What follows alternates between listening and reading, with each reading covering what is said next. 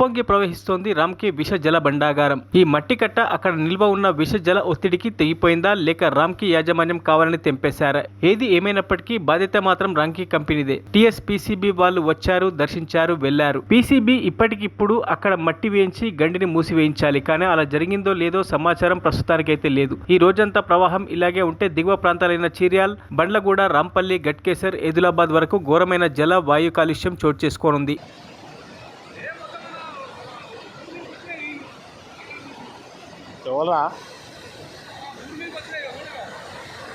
ఎవరు ఫోన్ చేసేది?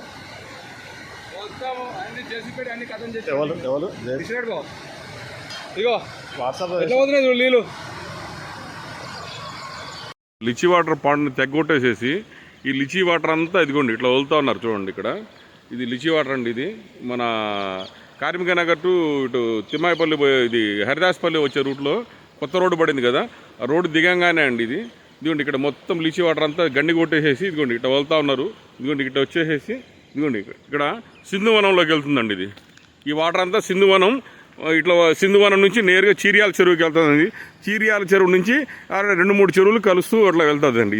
ఈ వాటర్, ఈ లిచీ వాటర్ అంతా చూడండి ఎంత బ్లాక్ సాయిల్ వాటర్, చూడండి ఎంత బ్లాక్ ఉందో చూడండి. వాటరు బ్లాక్ వాటర్ ఇది. మరిన్ని అప్డేట్స్ కోసం మా ఛానల్ని సబ్స్క్రైబ్ చేయండి.